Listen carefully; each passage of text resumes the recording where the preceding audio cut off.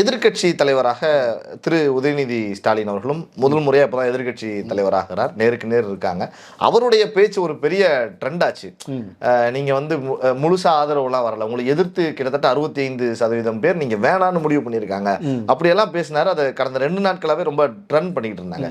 சட்டமன்றத்தில் உதயநிதி அவர்களுடைய பேச்சு எதிர்க்கட்சி தலைவராக அவர் பேசுனது நீங்கள் எப்படி பார்க்குறீங்க?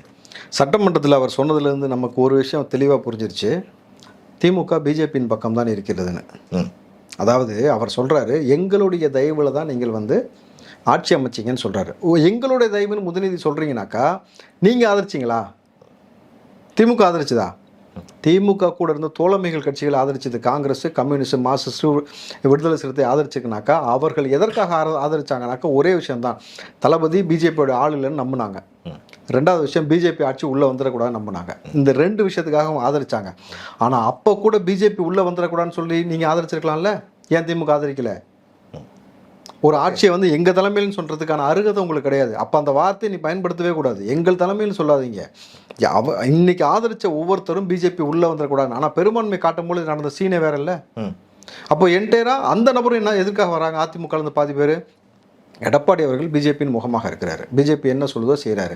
டிடிவியும் பிஜேபியின் முகமாக இருக்கிறாரு. ஓகேங்களா? அப்போது நம்ம இந்த கூட்டணியில் போனதுனால தான் இவ்வளோ பெரிய படுதோல்வியை சந்தித்தோம். ஏனென்றால் போன நாடாளுமன்ற எலெக்ஷனும் நிரூபிச்சிருக்கு. 40க்கு வந்து இந்த பக்கம் வந்து ராகுல் காந்தியோட அலையன்ஸ்க்கு தான் ஓட்டு போட்டாங்க அப்படின்னும் பொழுது, அப்போது தமிழ்நாட்டுக்குள்ளே பிஜேபியோட களம் எடுபடான்னு தெரிஞ்சதுக்கு பிறகு எடப்பாடி தன்னுடைய சுயலாபத்திற்காக போய்விட்டார்னு அவங்களுக்குள்ள ஒரு கிளாஷ் போய்கிட்டு இருக்கு. அப்போது என்டையராக எப்படி தெரியுது?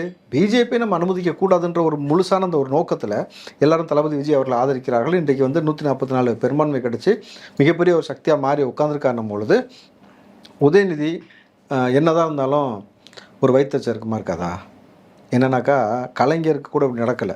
ஆளுங்கட்சி எதிர்கட்சியாக வந்திருக்கிறார். ஆனால் ஒரு எம்எல்ஏ கூட ஆக விடாமல் இது வரைக்கும் வரலாற்றில் அவங்க தோற்று போகலன்னும் பொழுது, முதல் முறையாக 2 வருஷம் ஆன கட்சி, பால்வாடி கட்சி, சின்ன பசங்க, தற்கொலைங்கன்னு சொல்லிட்டு இருந்தீங்களா, இந்த என்டையராக எல்லாரும் சேர்ந்து ஒட்டு மொத்தமாக ஸ்டாலின் அவர்களை எம்எல்ஏ கூட ஆக விடாமல், சட்டமன்றத்துக்குள்ள நுழைய விடாமல் செஞ்சுருக்காங்கன்னும் பொழுது இந்த வைத்தறிச்சருக்கும். ஆனால் எங்களுடைய தலைமையில் தான், எங்களுடைய இதில் உதயநிதி சொல்கிறீங்கல்ல, உங்களுக்கும் சிஎம் தளபதி விஜய் தான், உங்கள் அப்பாவுக்கும் சிஎம் தளபதி விஜய் தான். அதை ஞாபகம் வச்சுங்க.